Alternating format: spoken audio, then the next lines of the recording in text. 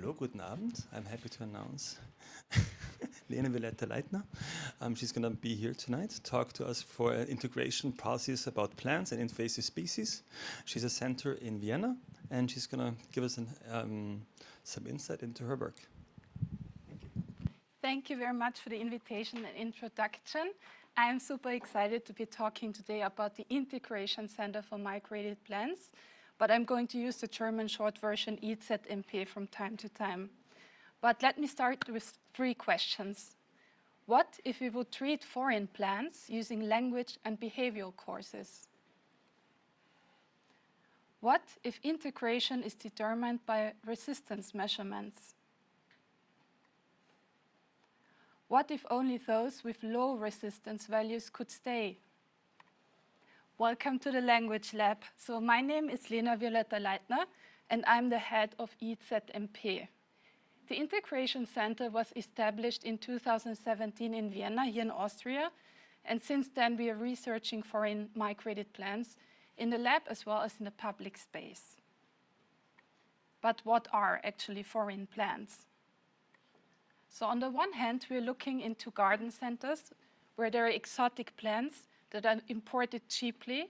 And you can see here the example of an anthurium or flamingo blume in German. And on the other hand, we're looking into the nature where you can find invasive alien plants. And this is, for example, a Japanese knotweed in Graz next to a river. So alien plants are all plants that have been non-native to an ecosystem and have been introduced by humans directly or indirectly since 1492. So they are new plants since 1492. Invasive alien plants are now these plants that push the native species away. They take over the space and they're also causing economic damage. 1492, as you know, marks the discovery of America. And because of these new transport systems, now people could travel between continents, and they also brought all these new plants with them, which resulted in a slow conquest of the new plants taking over the places. So I would like to show a short video of the Integration Center, the Language Lab, by Birgit and Peter Kainz.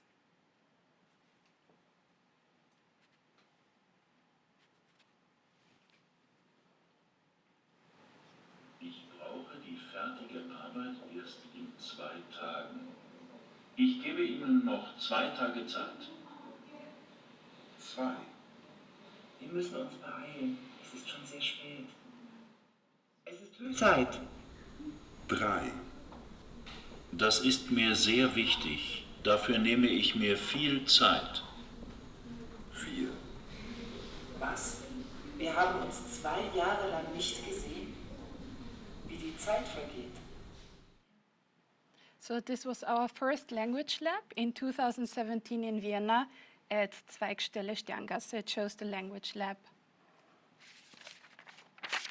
So here at IZMP, we are convinced that integration can be measured and also achieved through science. We use newly developed technical tools to analyze integration values of foreign plants. The integration levels are evaluated through visual analysis during sonifications. This is sonic exposures, exposure to draft in climate-changing labs, or the electronic resistance measurements also during sonifications. We are committed to an experimental and empirical approach. And here at the site, you can see some images of our microscope techniques, where we have a Japanese knotweed, an aloe vera, and an anthurium. And we expose them to language courses as well as behavioral courses through audio. And before, during, and after each exposure, we look into the cells, if the cells adapt or change. So the analysis of the image helps us determine the integration ability. I brought you now a video of a Japanese knotweed. This is without sound, and you can see the before and after the sonifications. And we were using here an A1 German course, as well as an extract of My Fair Lady in German. It's Es grün so grün, wenn Spaniens Blüten blühen, which translates to something, it it's so green when Spain's flowers blossom. But here, because we're in Austria, we're using the German language. So here is an extract of an A1 German course, Where Are You From? So I brought a study from 2016-2017 with me, which is called An Ixod Speaks, an experimental arrangement about the reaction of verbal signals using the example of Nephrolepis exaltata, and this is a sword fern. So the sword fern is a very sensitive species, and it was tested for cell adaptions in a scanning electron microscope, which you can see here. We used a sonic exposure, or sonification as we call it, with a German A1 course, and the extract of My Fair Lady, which I told you previously. And after each sonic exposure, we tested the tissue for the cell adaptation. After initial runs, changes in the cells could be observed, and stress responses became apparent through fungal spores. But these could also indicate bad conditions that the subject had to experience on entry, because usually the subjects have to survive the long transport in a very confined space, and then at the market to compete with other occupants, pumped full of fertilizers for the water supply. So in the epidermis, we pay special attention to the stomata. And a stoma is the mouth of the plant on the back of the leaves, and it has many of them. Here it's firmly locked, but later it is open. The plant cries, it is silent, and it gasps. Will it open and produce vital sugar, or does it spare its water supplies? But let's circle back to the language lab. I brought you here an image of 2019-20 of the language lab. This is our temporary lab, which we installed in Graz at Universal Museum. And in the language lab, we have foreign plants in the 3 shelves, depending on the age and also in the behavior. And they are sonificated with specific sound treatments. And also the resistance is measured electronically, as you can see here. So we start with the young plants and the roots in the shelf number 1 with an A1 German course. In the middle shelf, you find the more severe cases, which we treat with a behavioral course. And then at the end, we have shelf number 3, the older plants with an A2 German course. I would like to play you now an audio of the behavioral course in German. You can find the translation on the right side. Sprachlabor. Benimmkurs. Erde und wachse. Breite dich aus, frei, solange du den vorgegebenen Pfad nicht verlässt. Schlage Wurzeln. Verwurzle dich nicht. Wurzelung wurzwärts wachse im Rahmen. Im Rechteck. In der Box. Im Regal. Lass andere über dich stapeln und staple dich unter. Staple dich durch. Starte durch. Nimm das Metall in dir auf und den Formaldehyd. Nimm den anderen den Platz nicht weg. Sei nützlich. Sei schön. Sei stark wie eine Mauer, schütze die Sicht, lass dich mit Leichtigkeit umpflanzen. Vergiss deine Wurzeln. Erde und wachse. Wachse nicht weiter. Verwachse nicht. Sei produktiv. Sei nicht zu produktiv. Lass dich verwertbar erscheinen. Sei grün, blau, gelb, nichts dazwischen. Solange du den Rahmen nicht verlässt. Okay. So here you can see some charts of the resistance measurements. We measure the resistance in the leaves of the plants during the sonifications and also afterwards. And if the resistance values are low, the plants receive an integration passport, where you can see an example here, also of a Japanese knotweed. But if the resistance values are high, they have to be sorted out. So I'm now coming to a cooperation project I would like to share with you, which is called May I Introduce Alien? This was a virtual project in 2020 in cooperation with the Angewandte Interdisciplinary Lab. And you find 5 different projects. Here on the site is our institute. And on the website, you can browse through different modes, like the opinion, the history, which show the projects in different modes. For the last point, the visitor, we developed a very experimental new format with a TV show, which is called Im Glashaus nur eine kann gepflanzt werden, or in the glasshouse only one can be planted. So it shows on the website 5 different foreign plants, invasive alien plants and exotic plants, and the people could vote their unwanted plants out through a drag and drop menu. They could either put it in a bin or in an envelope, and at the end of the season, there was one winning plant that could be planted. In 2021, we showed the project also in Serbia, where we introduced a small video, which was shown in a gallery, and people could vote through QR codes. So you can see here, there's also no audio, so you can see a little trailer of the reality show.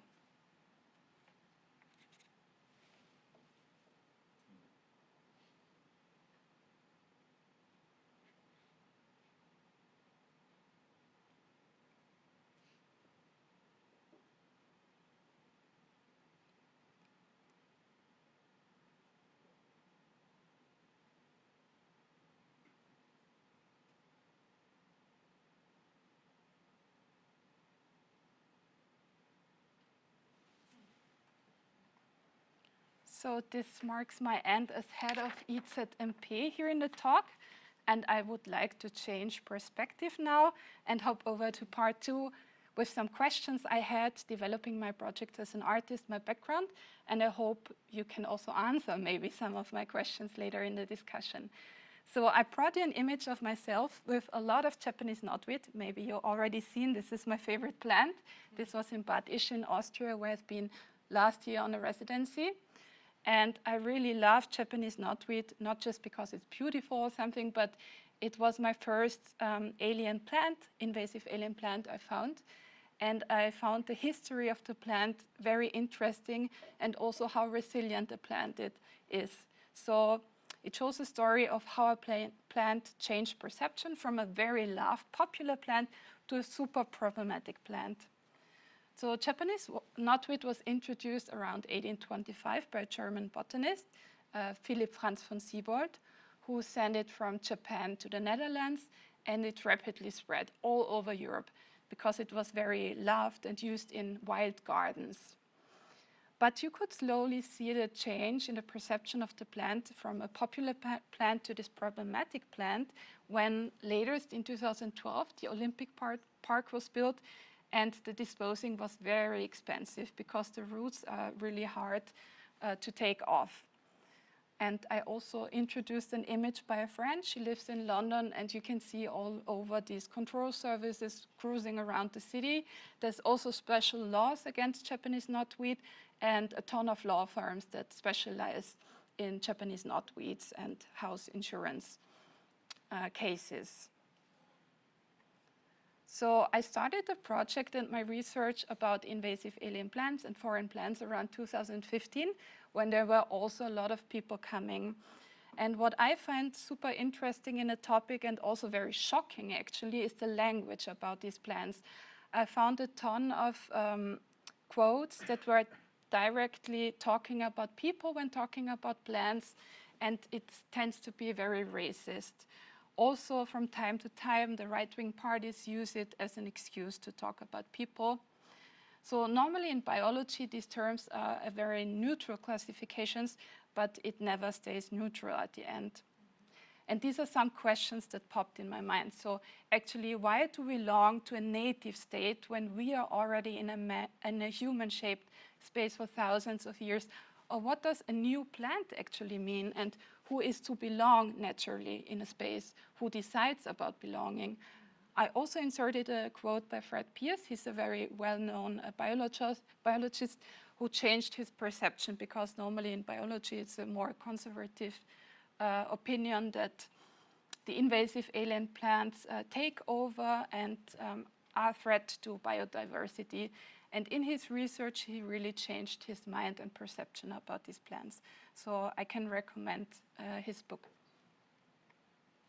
As a bonus, I also wanted to include another project, a collaboration, a sound performance and interactive installation with Steffi Baron-Neuhuber. We have been on a residency for 4 weeks last year in Bad Ischl, And we were very surprised because you could find little forests of Japanese knotweed all over Bad Ischl next to the rivers because they love the river.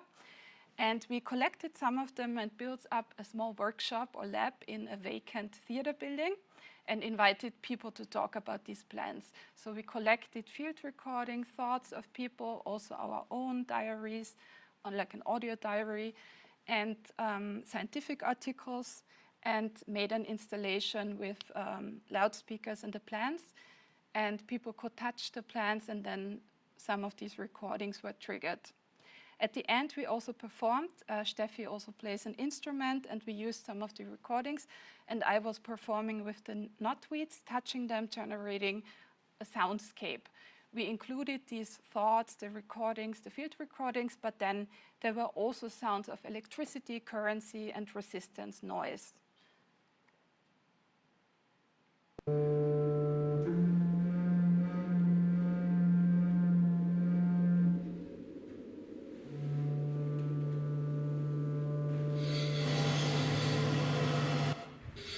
Eigentlich generell invasive Pflanzen oder invasive Wachstum.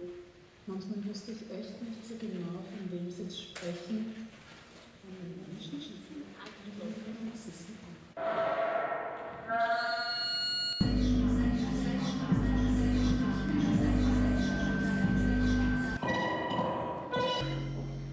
Oder war ich einfach da?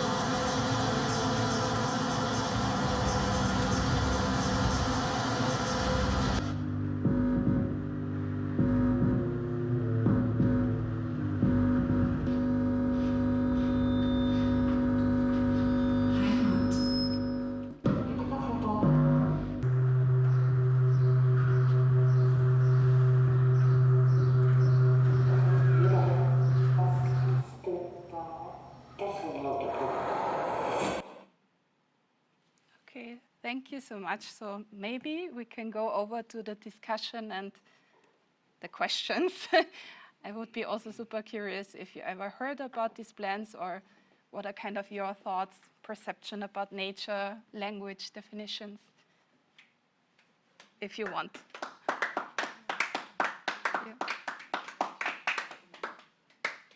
Can I start? Okay, then I start. So, if I understand it correctly, invasive plants are just plants who are not plants which are perceived to be at the right place at the right time. Because I assume that over time plants move anyways. So, like, why does That's the, yeah. Sorry to interrupt immediately, Please. but like in biology, that's the definition. So of course, plants migrated, there's wind and so on, but these are connected to humans. So, and also the date. So since 1492, that's really the mark.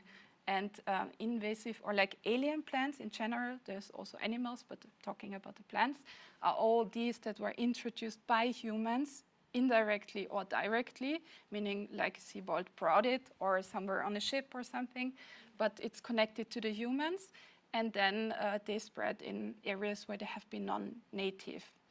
And the invasive alien plants are now those that have the negative connotation, because just alien plants don't always have this negative connotation, but the invasive ones do. They are like called invaders. It's like a very military language also, I feel. Because they are said to take over the place and pushing the native species away. But when you look closer, they also, you can find them more often in places where there's a lot of human impact, like train stations or like where there's a construction site. And then it's also, I spoke with a lot of biologists and people researching, and the loss of biodiversity is not totally connected to them, or like they're not the main threat. It's like through farming or something else, much more is happening. So is it safe to say that as the more cultural a context is, the more problematic the invasive plants are? because as you just pointed out, because like the problem is really that they basically undermine the existing ecological conditions. So if the invasive plant would be somewhere in the middle of the forest, nobody would actually care. But if there's a context, if there's a infrastructure, if there are fields of corn, for instance, then you have a problem because it actually undermines our work. No, I mean, I think they're phrased always as the problem, the invasive one, not just the alien plants, but invasive alien plants and animals, because also in the forest or wherever they grow, they are said to taking over because they're so resilient, and then people are afraid that these ecosystems change and the native species are kind of gone. So that's the issue, that's the fear, and we long kind of, that's what I felt, this longing for the native state when we are already actually several thousand years in this space, which is human-shaped, which I find this interesting, this longing for what has been before, and this language, like you say, problematic, the problem plant. When, for example, for some of these, this is why I like the Japanese knotweed a lot, because it's an example, the plant was introduced on purpose, and then it was spread on purpose because it was a very nice plant. People loved it. There were even these wild gardens in Great Britain around 1900. So it rapidly spread, and then just here you can see the connection, because it was very expensive to be removed. I think that's what's the perception changed in a way, and it's spreading very fast, taking over. Is it also spreading from Japan to China, for instance, or like how does how is it contained there?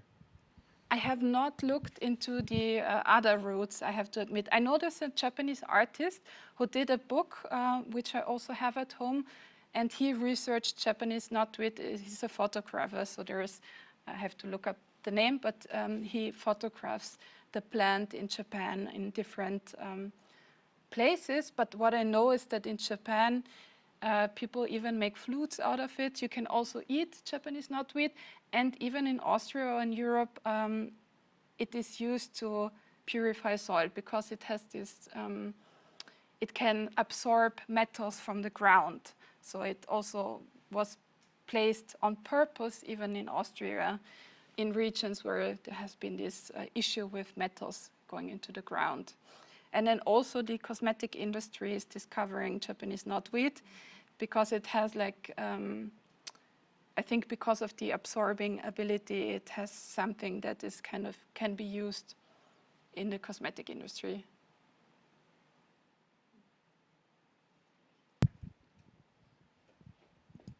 Ich hätte ein paar Fragen an dich, aber ich stelle die auf Deutsch, das ist mir sonst Auch gerne. Also ich habe immer schon mit meinen Pflanzen geredet und die gestreichelt und die Leute haben alle gesagt, ich spinne. Aber wer da einen Bezug hat, der wird merken, dass das funktioniert. Ja? Auch nach Mondgießen und so weiter, das macht schon alles seinen Sinn. Und ich habe jetzt, muss jetzt mal kurz mich sortieren, was ich dich frage. Also erstens mal habe ich mitgekriegt bei einem ehemaligen Nachbarn, dass er um sehr, sehr, sehr viel Geld seinen Bambus entfernen musste. Eine Freundin früher schon hat mir mal erzählt, dass eine Stahlwanne durchbrochen wurde durch Bambuswurzeln. Also in diesem Kontext würde ich anregen, dass wirklich Abgabeverbote für gewisse Pflanzen in Gartencentern, Baumärkten und so weiter eingeführt werden und auch Warnschilder. Wer mal im Apothekergarten war, der wird wissen, dass der Fingerhut und so extra steht. Die Giftpflanzen sind einfach separiert, damit da keine Kinder dran naschen. Und es wird leichtfertig mit solchen Eindringlingen umgegangen. Die werden einfach in Umlauf gebracht. Das wäre meine erste Anregung, dass da eine Regulation herkommt, die wirklich gefährliche Pflanzen deklariert zumindest. Ja? Dann kannst du immer noch entscheiden, wie auch wo. Es gibt ja Bambussorten, die sich nicht so stark fortpflanzen und es gibt welche, die einfach invasiv sind und deine Mauer durchbrechen. Und dann, ich bin Musikerin auch und da interessiert mich jetzt also sehr diese Beschallung. Da kann man jetzt sagen, die Spinnen, dann tröten die da auf Pflanzen. Aber ich glaube, ihr könnt durch Zufall vielleicht auf was Großartiges draufkommen, wo ich dann gern mit dabei wäre als Investor. Gibt es die Möglichkeit, dass man durch wie auch immer geartete Sounds, was auch immer noch zu entwickelnde Technologien, Pflanzen einerseits derart anregt, dass sie produktiver sind, ohne Düngemittel jetzt nämlich, sondern durch Schwingungen, und auch Pflanzen gezielt zurückdrängt? Müsste eigentlich funktionieren, weil in dem Kontext stelle ich mir die Frage, wir kennen alle Orte, wo gewisse Dinge nicht so gut wachsen. Ja? Wir wissen nicht genau warum. Hängt das vielleicht mit Erdschwingungen, Infraschall, was weiß ich was zusammen, dass die Töne integrieren und einfach feststellen, ich fühle mich ja nicht wohl. Also da was rauszufinden, was jetzt nicht künstlerisch ist, sondern zum Beispiel Düngemittel überflüssig macht oder auch gewisse Pflanzen einfach zurückdrängt oder sie umprogrammiert, das finde ich ja genial. Ne? Dass du sagst, du kommst jetzt mit so einem Soundbeschaller, also Flächenbeschallgerät, und dann bestrahlst du mal, dann bestrahlst du mal die Pflanze. Marius weiß auch. Nee, das war jetzt nur eine spontane Idee, weil ich euch so beschallen sehen habe und wir wissen, Musik hat heilende Wirkung auf Menschen und wir sind auch Lebewesen und Pflanzen sind auch Lebewesen. Nur weil wir die Sprache nicht verstehen, heißt es nicht, dass sie nicht leben. Und es ist sicher auch ein anderer Nährwert von einer Pflanze, die in einer gesunden Umgebung aufwächst, als von einer, die im Glashaushalt irgendwie Tag und Nacht bestrahlt wird. Wenn ich meine Hühner anleuchte, würden sie mehr Eier legen, aber ich gönne ihnen einfach im Winter auch Ruhezeiten. Also jetzt war genug Input, ich gebe mal ab.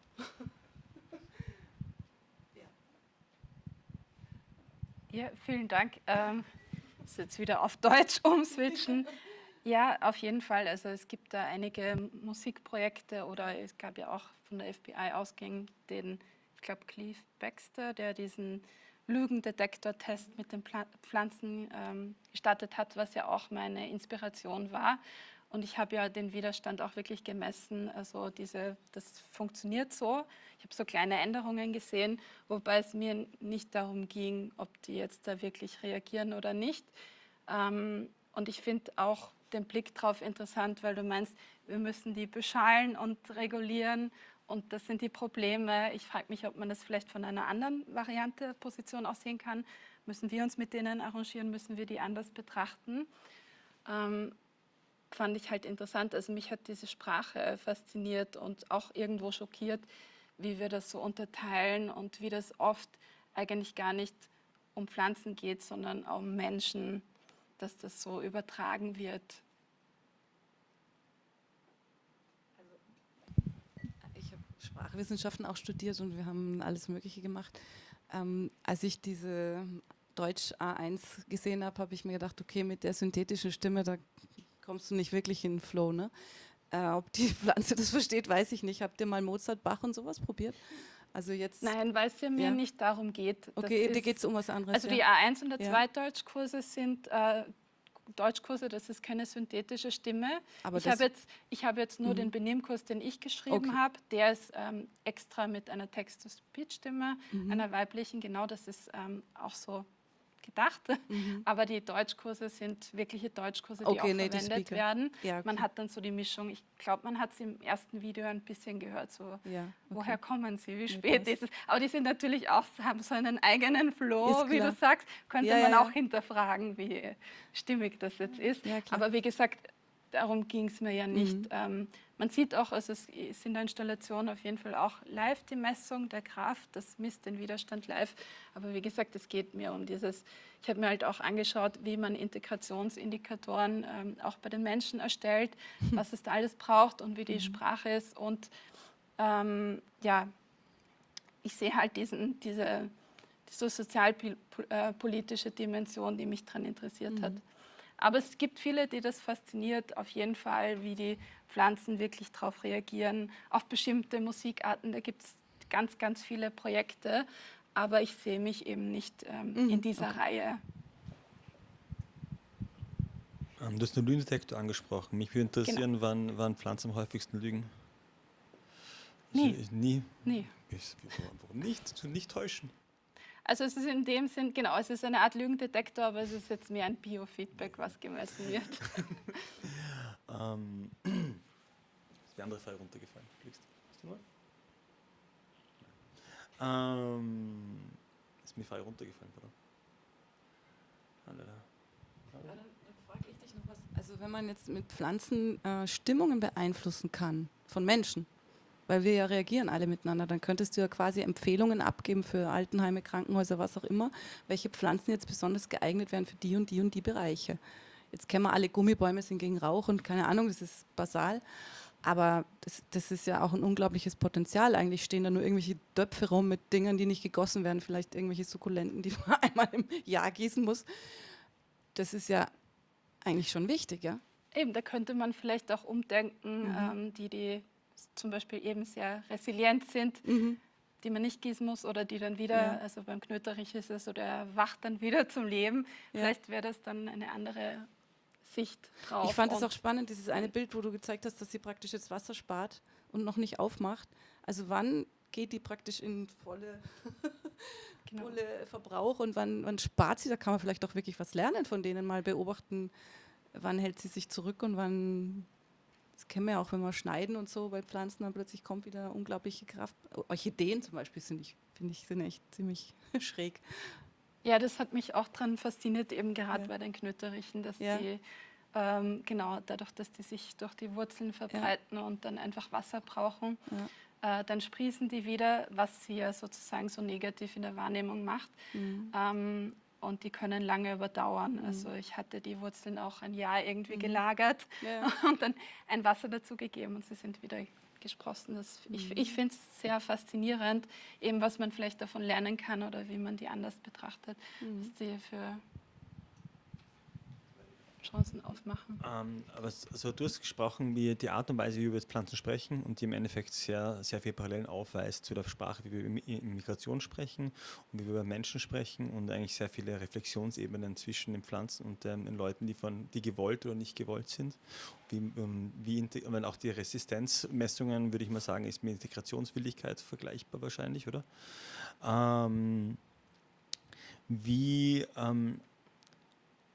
Diese Art von Rhetorik ist die aus deiner Sicht, wird es nur verwendet, wie es die Flut von Menschen, die kommt zum Beispiel, ist einfach eine bildliche Sprache, die dann einfach eine Art von Emotion zementiert? Oder ist es für dich dann noch mehr?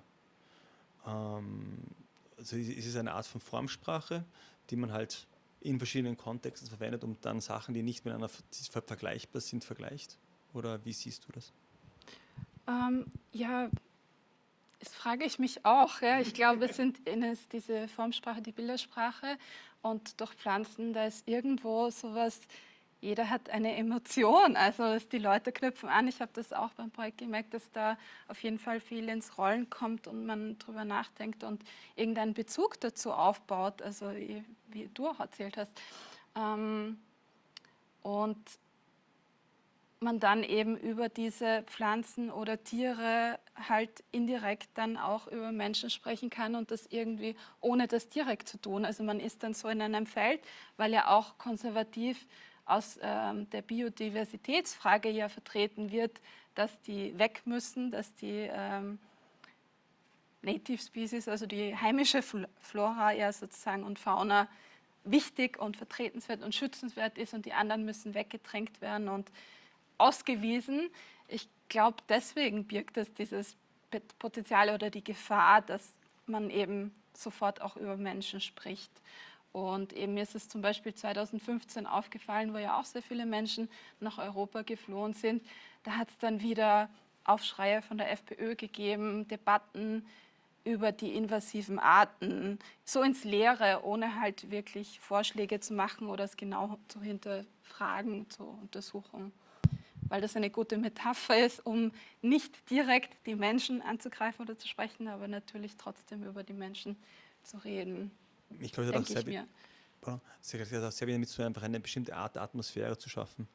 Und das heißt, also jeder Baustein fördert halt dieses bestimmte generelle Bild. Also auch da, also man muss auch sehen, wenn man über Tiere spricht, was die Charakterzüge von Tieren sind und wie sie sich verhalten und was sie tun. Das ist ja sehr häufig nichts anderes wie ein Spiegel, eine Selbstreflexion. Du lernst sehr viel mehr über die Leute, die Fragen stellen, als die Antworten geben teilweise. Ja, es ist eine Projektionsfläche auf jeden Fall.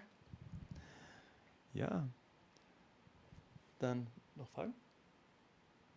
Dann danke ich vielmals für den Vortrag. Danke euch auch für die Diskussion.